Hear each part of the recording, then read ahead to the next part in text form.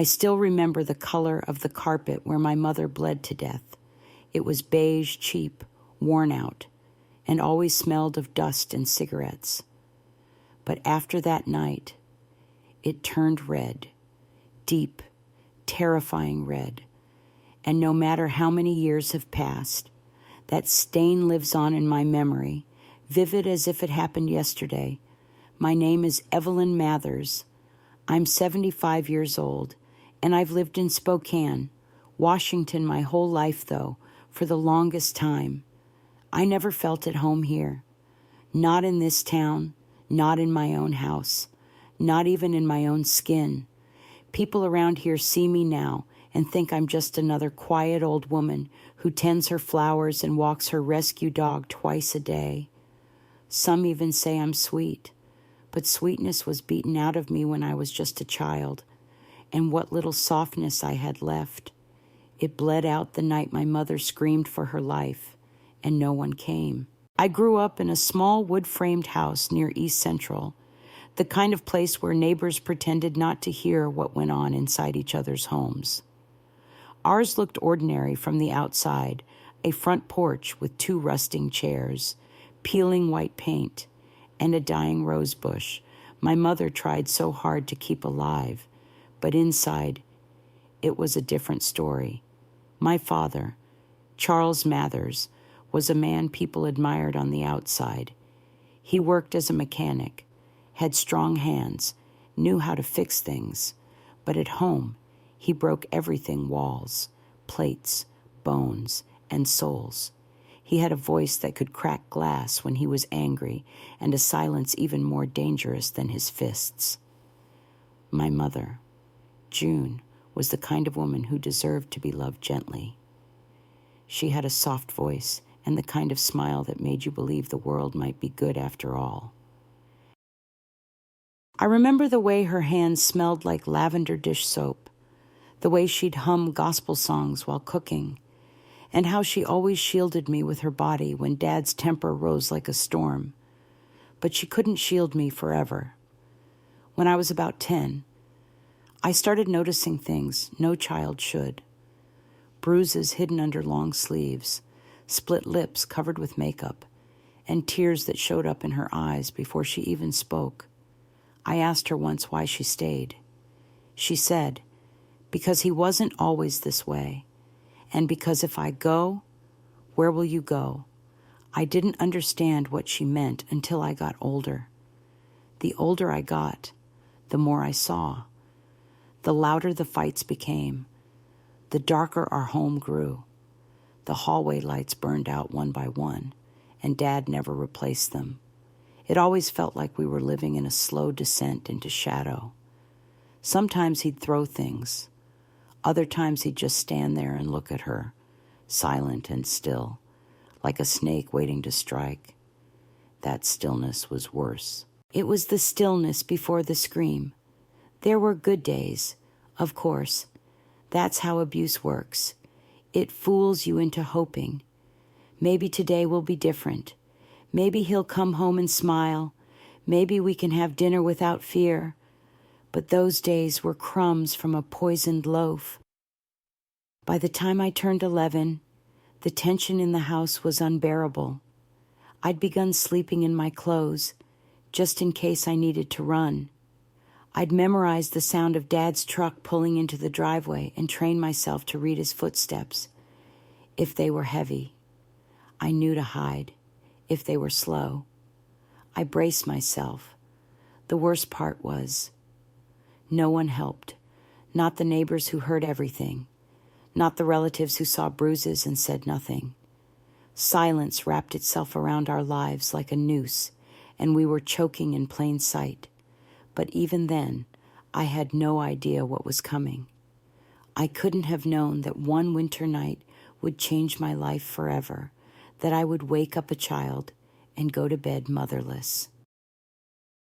I've kept that story buried inside me for decades, not because I wanted to, but because the world doesn't always know what to do with that kind of pain, and sometimes neither do we. But now, at 75, I've lived long enough to know that silence only protects the ones who cause harm. And if I want to find peace before I leave this world, I need to tell the truth, even if it shakes the ground beneath me. This is the story of what happened to my mother and what happened to me. Some of my earliest memories were filled with my mother's laughter and the scent of cornbread baking in the oven. Back then, before the shadows settled in, our house on East Fifth Avenue felt warm, almost safe. I was maybe 4 or 5 when I first started noticing the difference in how my parents treated each other, but I was too young to name it. All I knew was that my mother smiled less when my father walked into the room.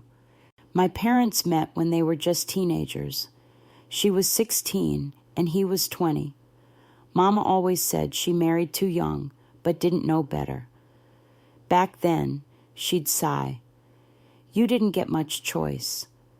A man said he'd take care of you, and that was enough. She had grown up poor in the Palouse Hills, the oldest of 7 kids, raised by a single mother who scrubbed hotel floors until her back gave out. When my father came into town with slick hair, strong arms, and promises of stability, she thought she'd been rescued. But it wasn't long before his promises turned into rules, and his rules turned into threats. By the time I was born, he already controlled everything: what she wore, who she could talk to, when she could leave the house. And still, Mama did her best to make a home out of that prison. She'd wake up before dawn to pack his lunch, sweep the floor twice a day, and hum old gospel hymns while making do with cheap groceries and little money. For a long time, I thought Daddy just worked hard and came home tired. That's why he was so quiet. That's why he never played with me or asked about school. He'd sit in his recliner, staring at the TV without really watching it, sipping his whiskey in silence. Mama would tiptoe around him, careful not to disturb that coiled silence. Then the shouting started. I think I was about 7 the first time I heard them yelling. It was muffled at first, behind their closed bedroom door. Then it spread into the kitchen, down the hallway, into my dreams.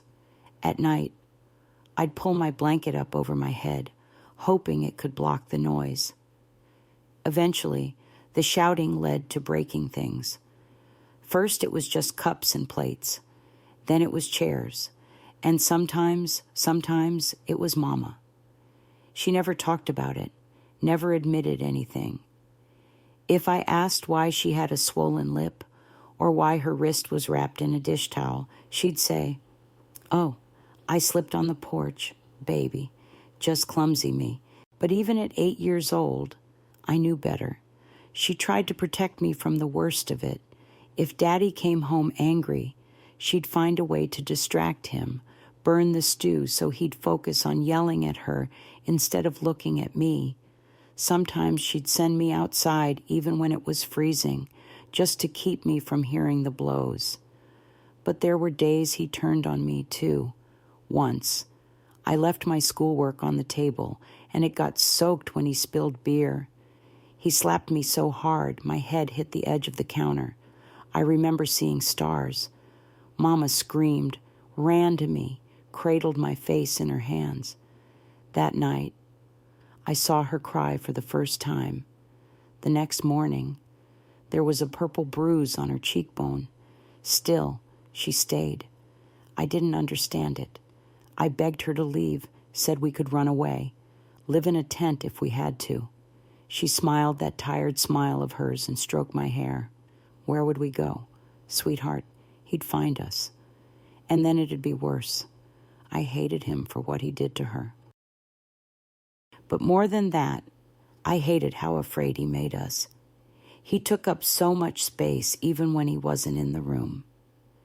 We learned to whisper, to walk gently, to never ask for anything.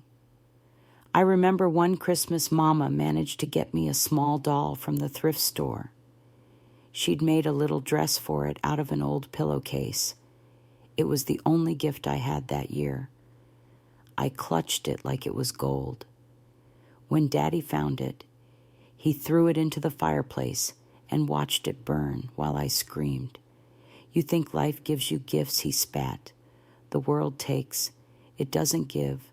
Mama didn't speak for 2 days after that, and I didn't stop crying for 3.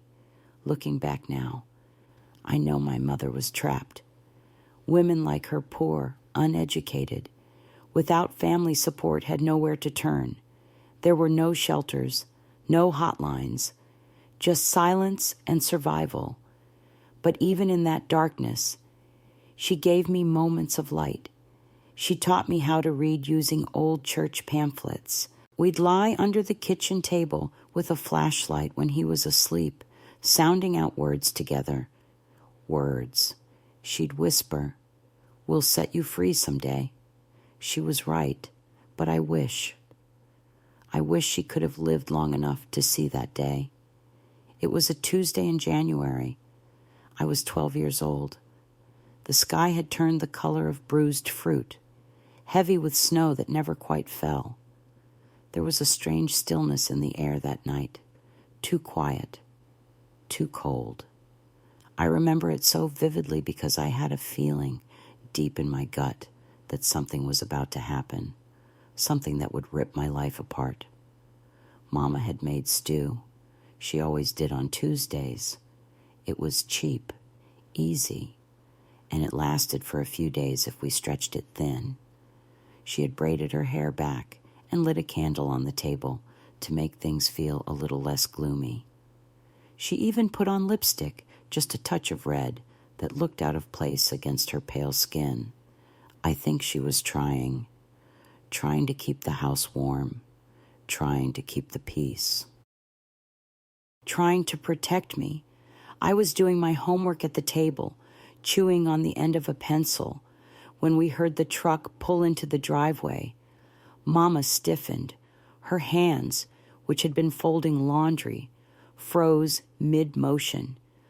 We both listened to the sound of the engine shutting off, then the door slamming, heavy boots across gravel, keys jingling. He was home. She moved fast, blew out the candle, adjusted her sweater, and told me to go upstairs. I didn't move. Something in me refused. I didn't want to leave her alone, but she looked at me with that same expression she always used when she was trying to keep me safe. Not anger, not fear, just love. "Go on, baby," she said, "just for a little while." So I went up to my room, but I didn't shut the door. I sat at the top of the stairs, peeking through the banister, heart thudding like a war drum. He came in already shouting. Something about the shop closing early. Something about a man down the street looking at her funny. He reeked of beer and rage. Mama tried to calm him. She always did. She offered him stew, said maybe they could talk after he ate, but he wasn't hungry, not for food. He wanted control, power, fear. He grabbed the bowl of stew and flung it across the room. It shattered against the wall. She flinched but didn't scream. She just reached for a towel, like always. That's when he pulled the knife from his coat pocket. It wasn't a kitchen knife. It was one he kept in the garage, the kind he used to gut fish. Long, serrated, cruel. I remember the way the light hit the blade as he pointed it at her. "You think I'm a fool," he growled. "You think I don't see the way you look at that neighbor. You want to run, don't you?" Mama shook her head. "No, Charles, I don't. I swear I don't." But he was beyond hearing. He lunged. I gasped too loud. His head snapped toward the stairs, and for a moment, I thought he'd come for me. But Mama screamed his name, pulled him back toward her, and that's when it happened. He stabbed her, once, twice, 3 times. Time stopped. I couldn't breathe. I couldn't move. I just watched as the woman who had held me through every nightmare collapsed to the floor. blood blooming beneath her like a rose in fast motion. She tried to crawl. I saw her hand reach out, fingers trembling. She looked up at me somehow. She knew I was there and mouthed, "Run." Then her body went still. He stood over her, panting, covered in red. And then he smiled, a slow, twisted smile, like he'd just finished a job well done, like he was proud. I must have made a noise. I must have cried out, because suddenly he was coming up the stairs step by step, slow and heavy. I scrambled back into my room, shoved my little dresser in front of the door, and hid in the closet, heart pounding so hard I thought it would burst. He banged on the door once, twice, then he stopped. "I'm going to bed." He called through the wood, "If you tell anyone, you'll end up just like her." And then it was silent. I don't remember falling asleep, but I must have fainted from shock or fear. When I woke the next morning, the house smelled like death and whiskey. I crept down the stairs and found Mama still lying on the floor, cold and pale. Her eyes were open, but she wasn't there anymore. He was gone. The knife was missing. So were his clothes. But her blood was still there, and so was the silence. I didn't call the police. I didn't even cry.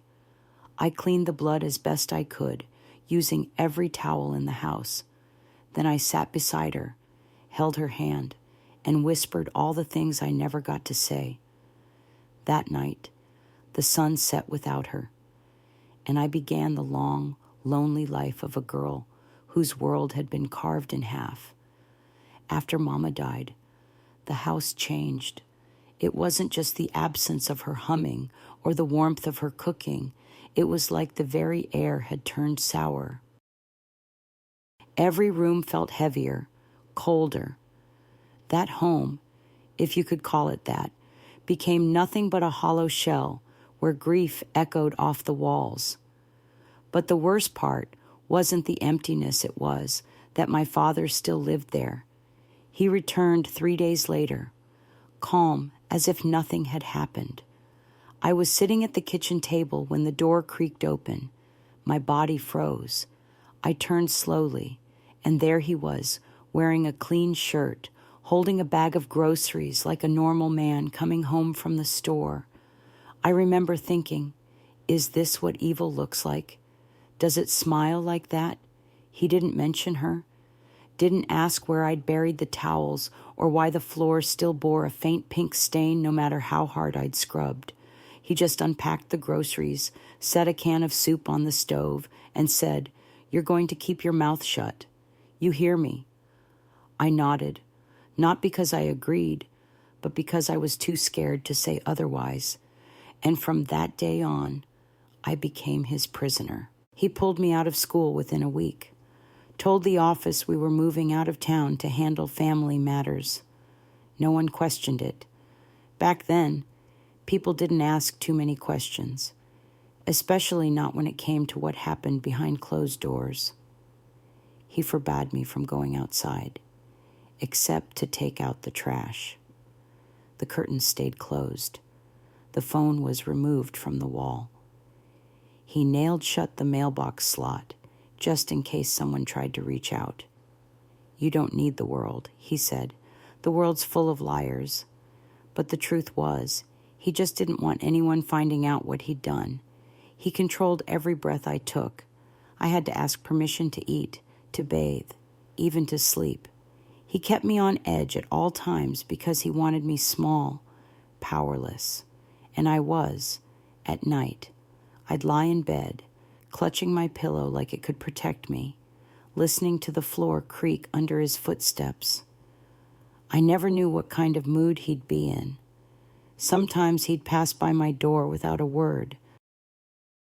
Sometimes he'd open it, sit on the edge of my bed, and stare at me for long, unbearable minutes before walking away. He never touched me, not then, but the fear was constant, paralyzing. It seeped into my bones and settled there, a sickness I didn't know how to cure. Once, I asked if I could have one of Mama's old dresses to remember her by. He slapped me so hard I tasted blood. She's gone, he snarled. You'll forget her if you know what's good for you. But I didn't forget. I couldn't.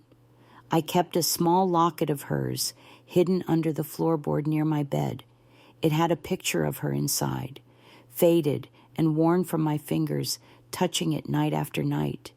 It became my anchor, the only piece of her I had left. Weeks turned into months.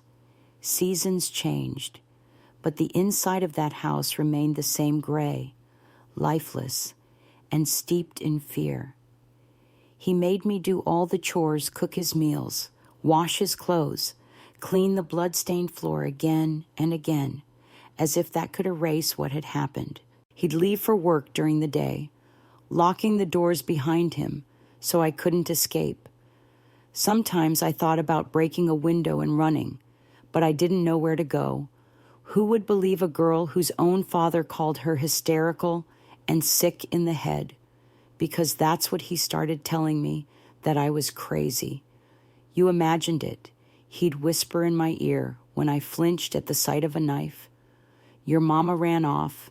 She left you, not me. And a part of me, small, broken, began to question what I'd seen. Trauma does that. It blurs the lines. It makes you doubt your own mind. And that's what he wanted to make me forget, to make me believe his version of the truth. But I remembered every detail, every sound, every heartbeat of that night. Still, I said nothing until one day I slipped. I was dusting the living room shelves when I found an old photo of Mama and me. It had been tucked behind a row of whiskey bottles, probably forgotten. I wiped the dust off the frame and stared at her smile for so long I didn't hear him come in. He saw it in my hand and flew into a rage, snatched it from me, hurled it across the room, shattering glass everywhere. Then he grabbed my shoulders and screamed into my face, "You think she loved you? She was weak. She ruined everything." He shoved me backward, and I hit the wall so hard my head rang. I slid down, dizzy, knees buckling. That was the first time I fainted. I woke up hours later on the floor, alone, the house dark. My lip was bleeding, my hands were trembling, and something inside me snapped. I couldn't live like this anymore. Something had to change. Either I'd escape that house or I'd die inside it. After that night, after I fainted for the first time, something in my father changed. Or maybe it wasn't a change at all. Maybe it was always inside him, waiting, like a fuse, just short of the fire. He became crueler, quieter, more methodical. He stopped pretending to be human. Every day, I woke with dread, not fear. Fear is sharp, loud. What I felt was heavier, like being buried alive. The days blurred together. I wasn't allowed to open the curtains. My meals became fewer, smaller. He'd toss me a half-eaten sandwich at noon and bark, "That's enough." If I showed weakness, he'd mock me. When he was home, I stayed out of his way. When he left, I scoured the house for anything I could use: an unlocked window, a piece of paper, a working pen. I tried to keep a diary, just one small notebook I could hide under a loose floorboard. I wanted to write down everything: his words, his threats, my memories of Mama, but he found it. He found it, tore it to shreds in front of me, and forced me to eat the pages. "I told you," he sneered, holding me by the jaw. "No one will believe you. You're just a stupid little girl who makes up stories." That night, I threw up in the sink until there was nothing left but bile. It got worse after that. He took the doors off the hinges, said I didn't deserve privacy. He moved me into the basement, not the finished one, but the cold, concrete pit beneath the stairs. It had a single flickering bulb and smelled of mildew and rat droppings. He gave me a thin blanket and a chipped mug to drink from. "This is your place now," he said, "until you learn to behave." He'd lock the basement door and leave for hours, sometimes days. I didn't know if he'd ever come back. Part of me hoped he wouldn't, but the other part feared what would happen when he did.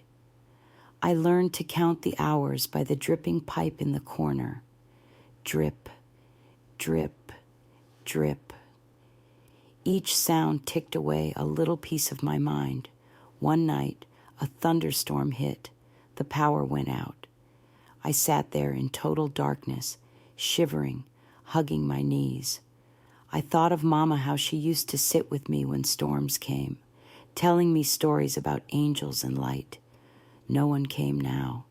No stories, no angels, only the rats. I must have passed out, because when I opened my eyes, he was standing at the top of the stairs, flashlight in hand.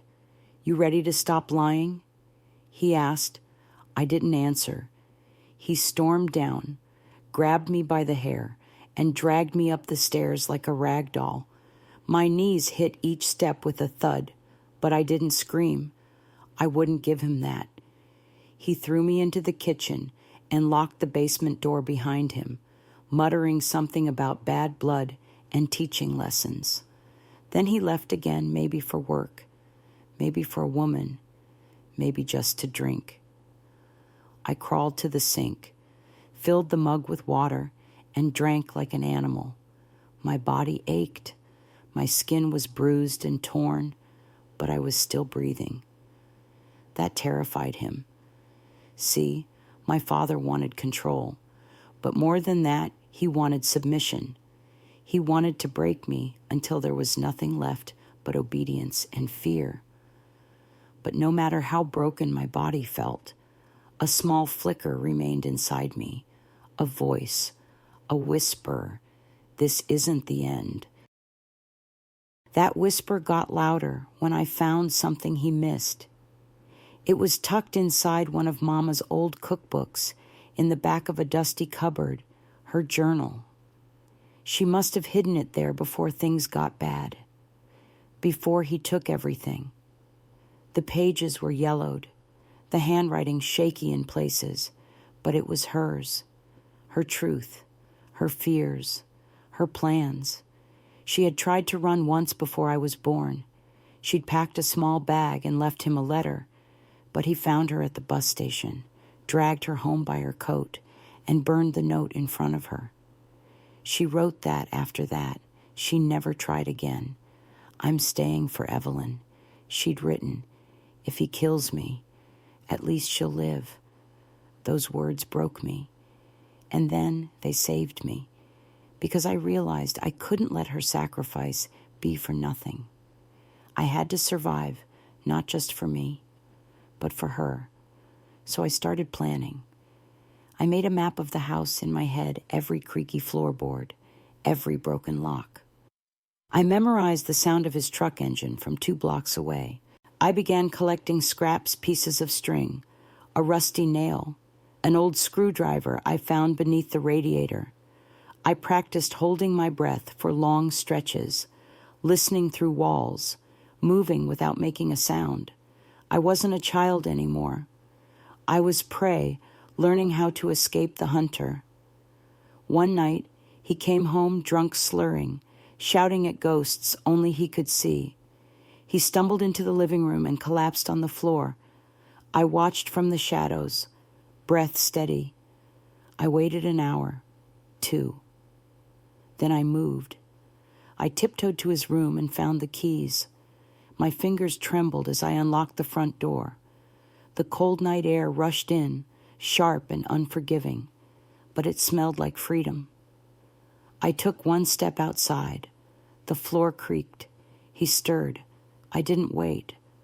I ran, barefoot, down the icy sidewalk, past darkened houses and sleeping dogs.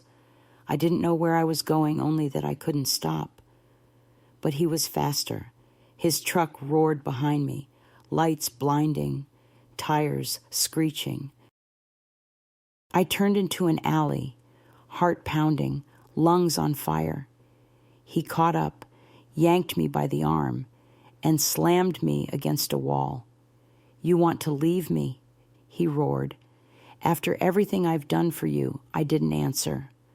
I couldn't, because in that moment, something inside me cracked wide open, and I screamed, louder than I ever had in my life, a primal, gut-wrenching sound that wasn't just fear. It was years of pain, of grief, of rage. I screamed until my throat burned, until the lights in the nearby house flicked on, and then darkness. I passed out. When I opened my eyes, I was in a hospital bed, an IV in my arm, a nurse hovering over me. My body was covered in bruises. My wrist was fractured, but I was alive. And more than that, I was safe. For now.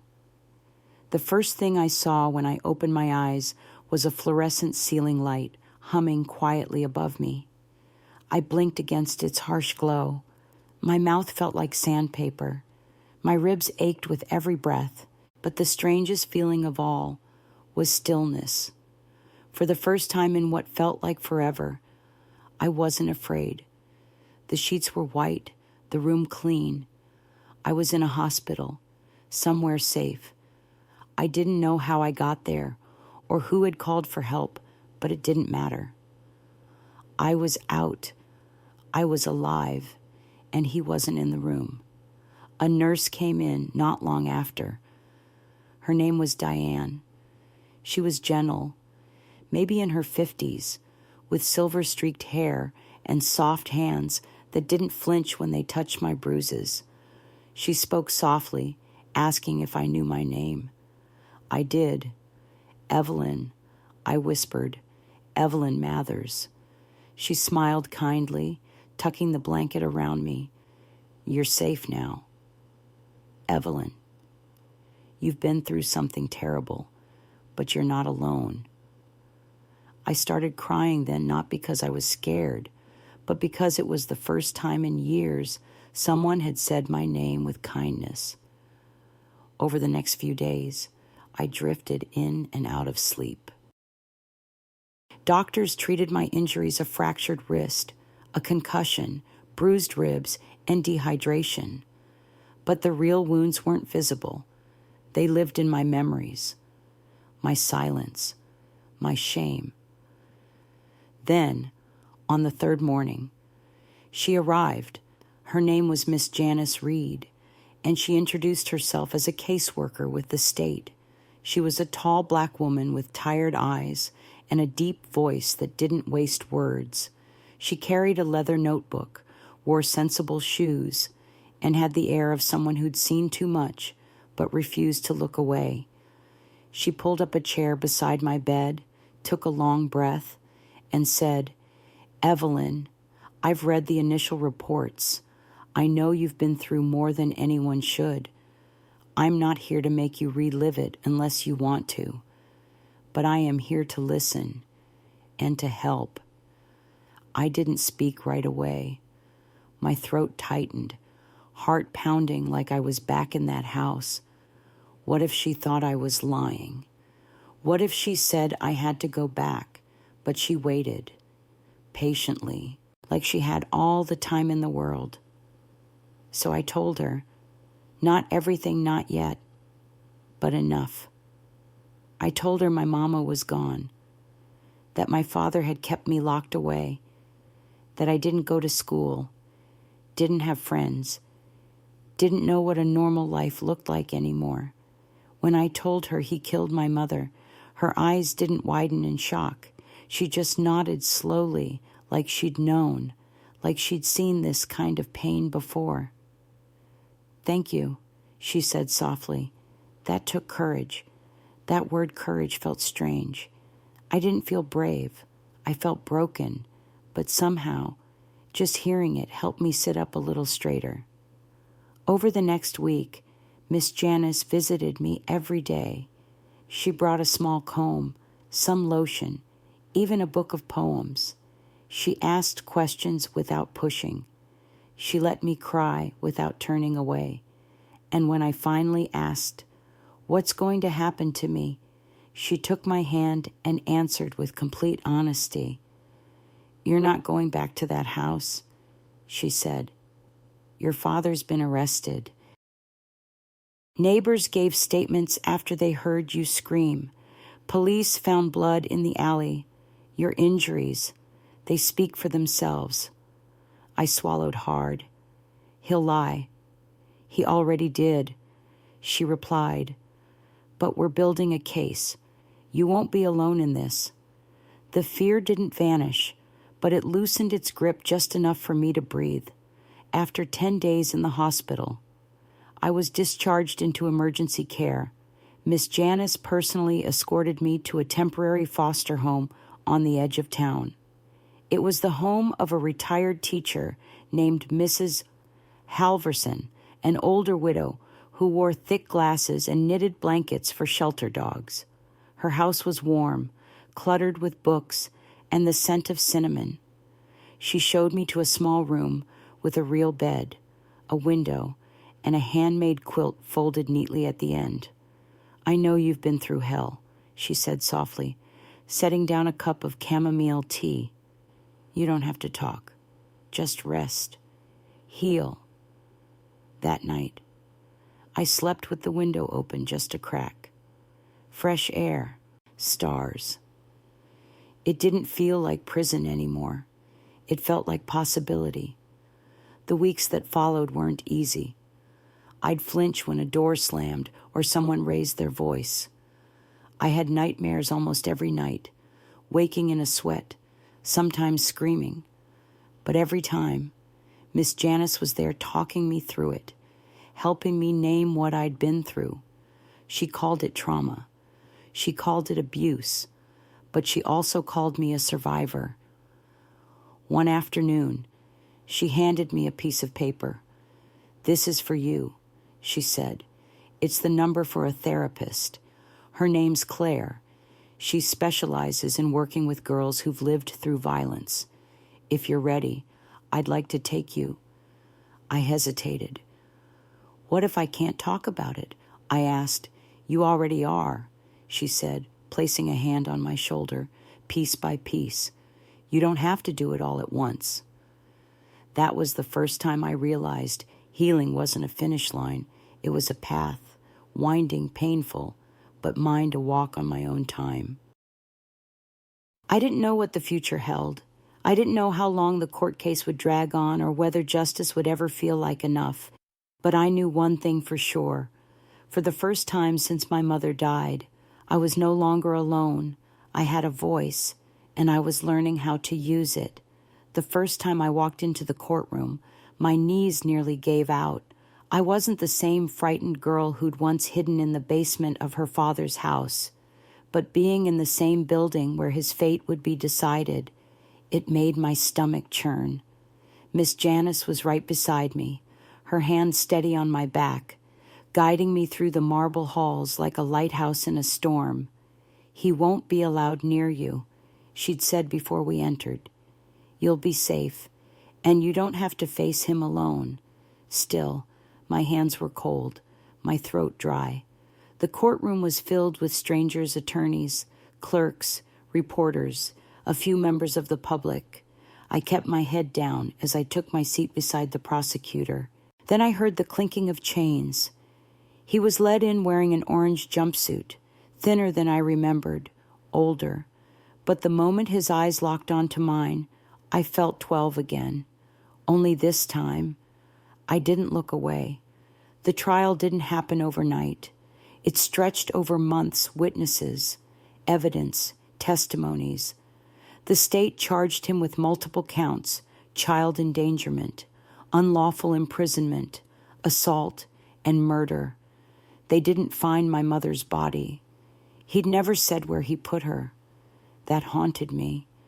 But they found enough blood, bruises, neighbors who had heard things over the years, and finally had the courage to come forward. My injuries, my journal entries, my words. I testified on the third day.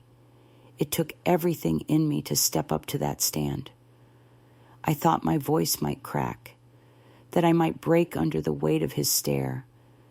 But when I opened my mouth, I didn't fall apart. I told them what he did.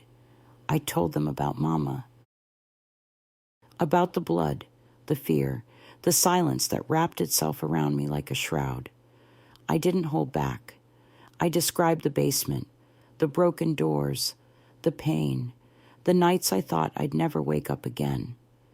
And when the defense tried to question my memory, imply that I was confused, delusional, mentally fragile, I looked the lawyer dead in the eye and said, "No child could ever forget what I saw."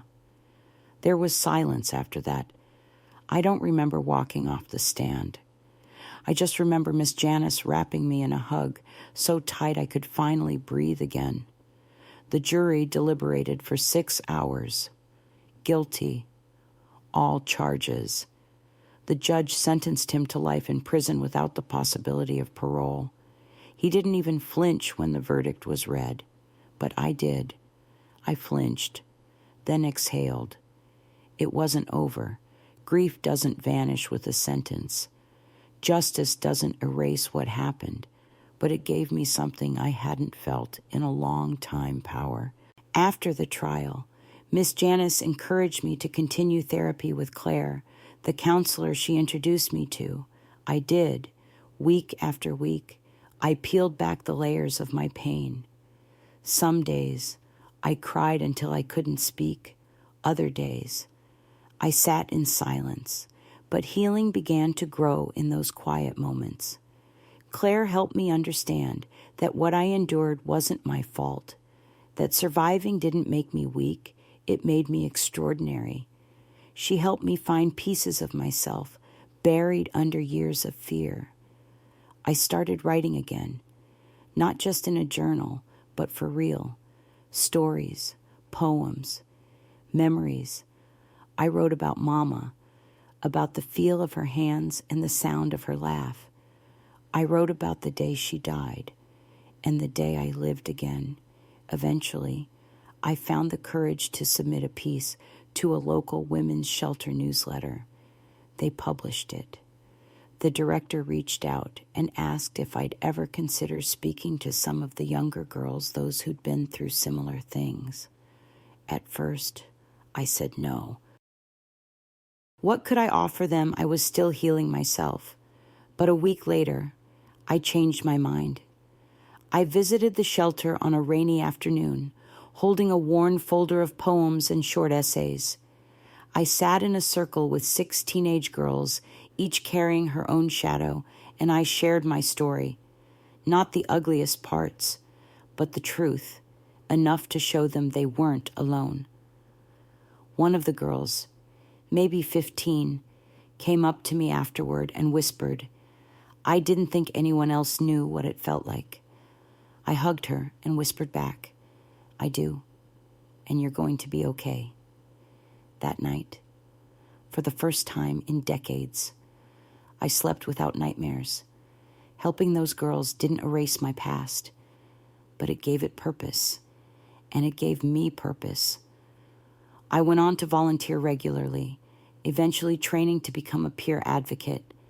I wasn't a therapist, but I was a listener, a witness, a survivor turned lighthouse. And the more I gave, the more I healed. By the time I turned 30, I was living a life I never thought I'd have. It was small and quiet, just a modest apartment above a used bookstore in Spokane's South Hill neighborhood. I had a part-time job shelving books and writing grant proposals for the local Women's Advocacy Center. The floor creaked when I walked, and the walls were thin enough to hear the neighbor's dog bark every afternoon. But it was mine, and it was safe. Some mornings, I'd wake up before the sun, wrap myself in a knit shawl Mrs. Halverson had given me, and sit by the window with a cup of coffee, watching the fog roll through the trees. I'd think of Mama on those mornings. I'd imagine her sitting across from me, smiling that gentle smile, proud of the woman I had become. Sometimes I'd talk to her out loud. "Can you believe it? Mama," I'd whisper. "I made it." The Women's Center had become my second home.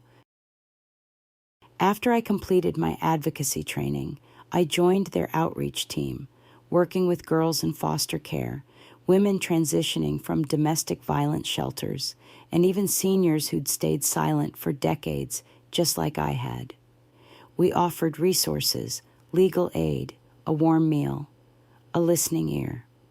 But most of all, we offered presence. You'd be amazed how much healing happens just by sitting with someone in their pain without trying to fix it. One girl in particular stayed in my heart. Her name was Natalie. She was 17, with fierce eyes and a scar down her cheek. She rarely spoke to anyone, but for some reason, she opened up to me. Maybe it was because I didn't flinch when she told me her truth. Maybe it was because I didn't offer empty comfort. I told her mine, piece by piece, and in return, she gave me something I never expected: laughter. One afternoon, as we were stuffing envelopes for a fundraising event, she made a joke, dry, dark, sharp as a tack, and I laughed so hard I had to sit down. It was a sound I hadn't heard in myself in years. Real, deep laughter. The kind that comes from a place that finally knows it's allowed to feel joy again. I looked at her, and she smirked. "You should do that more often," she said. "Do what I asked," still wiping tears from my eyes. "Laugh like you believe it." That night, I wrote in my journal, "I think I'm starting to believe it." I even started writing poetry again, real poetry, not just for therapy or outreach, but for me. I submitted a few pieces to local journals. Some got published. One was featured in a regional magazine alongside stories of other survivors. And I received a letter from a woman in Ohio who said, "Your words gave me the strength to leave." That letter is still in my drawer. People began asking if I'd ever consider writing a memoir. The idea scared me. Putting my whole story on display, letting the world see the darkness I'd spent years crawling out of. But then I thought of the girls like Natalie, of all the Evelyns still living in silence, and I knew what I had to do. So I began writing, one chapter at a time, one memory at a time. Some days, I could only manage a paragraph before the tears came. Other days, the words poured out faster than I could type. I wrote in laundromats, libraries, even on napkins at diners. I didn't write for fame. I didn't write for money. I wrote so someone, somewhere, could open a book and say, "Me too. And maybe I can survive this too." And I wrote because Mama never got to. She never got to tell her story, so I carried it forward. Our story. I never expected anyone to care about my story beyond the women I worked with. I certainly didn't expect a phone call from the mayor's office.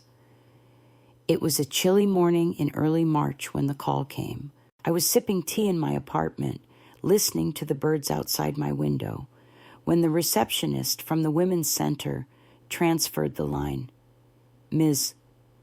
Mathers," the voice said warmly. "The City Council would like to recognize your work. We're holding a ceremony next month during Women's History Week. We'd like to honor you for your contributions to advocacy and survival." I was silent for a long moment, not because I didn't appreciate it, but because it felt like a dream someone else should be having. Me, a girl who once lived in a basement, a woman who learned to measure safety by the sound of footsteps. I accepted, of course, but quietly, with a humility that came from knowing just how many women never lived long enough to be honored. The event was held at the public library downtown. I wore a navy blue dress and carried a small locket with my mother's picture tucked close to my heart. As I walked into the packed room, I scanned the faces, some strangers, some familiar. Natalie was there, sitting in the front row, nodding at me with that same brave smirk. Miss Janice, now retired, was seated beside her, hands folded, eyes glistening. When I took the stage, I paused for a long moment before I spoke. I'm not a hero. I began. I'm a witness, a survivor, a daughter, a voice for those who never got to speak. I told them about Mama, about the courage it took for her to stay and the courage it took for me to leave. I spoke not just for myself, but for every woman whose voice was silenced by fear. And when I finished, there was a long, heavy silence, then applause. Later that evening, as the crowd filtered out and I stood near the back of the room, an older man approached me. I recognized him immediately, Detective Harris. He was one of the officers who had responded the night I was found in the alley all those years ago. Time had softened him, grayer hair, slower gait, but his eyes still held weight. I just wanted to say, he told me, voice low, I never forgot that night. I didn't sleep for days. Seeing you now, it matters. You matter. His words reached a place inside me I didn't know still needed healing. That night, when I got home, I lit a candle by the window the way Mama used to, and I whispered, we did it. But I wasn't done yet, because a week later, I received a letter from the prison. It was from him, my father, a short note, handwritten, no return address. Evelyn, I heard about your speech. I suppose you think you've won. You don't know the whole story, but maybe one day you will see. I stared at the paper, hands trembling, and I knew what I had to do next. It was time to return, not to forgive, but to confront, to look the monster in the eye one last time, to end it on my terms. It took me 3 weeks to decide, 3 weeks of staring at that letter, 3 weeks of nightmares I thought I'd outgrown. But when I finally stood in line at the state penitentiary, I felt calm. Not because I'd forgiven him. I never would. But because I was no longer that little girl who hid in closets and basements. I was 75 years old now, and I had come to reclaim the last piece of myself he tried to keep. The guard led me through a series of buzzing doors and long, sterile corridors. The visiting room was gray, lit by flickering fluorescent bulbs. I sat at the table and waited, hands steady, back straight. Then I saw him, older, smaller, no longer the giant who haunted my dreams. His eyes were dull, his skin sagging. He shuffled in wearing a prison jumpsuit, shackled at the wrists. When he looked at me, I saw a flicker of recognition, but no remorse. You look just like her, he muttered. No, I said quietly. I look like me now. He smirked. You came all this way just to tell me off. I stared at him. No, I came to say this face to face. You don't get to define me. Not anymore. He leaned back, eyes narrowing. So what now? You think you've won. There's no winning in this, I replied. But there is surviving, and that's what I did. That's what Mama couldn't, but I could. And now, I'm going to keep telling the truth, so no one else has to live like we did. He scoffed, muttering something under his breath. I didn't care. I stood up. I'm not here to find closure in you.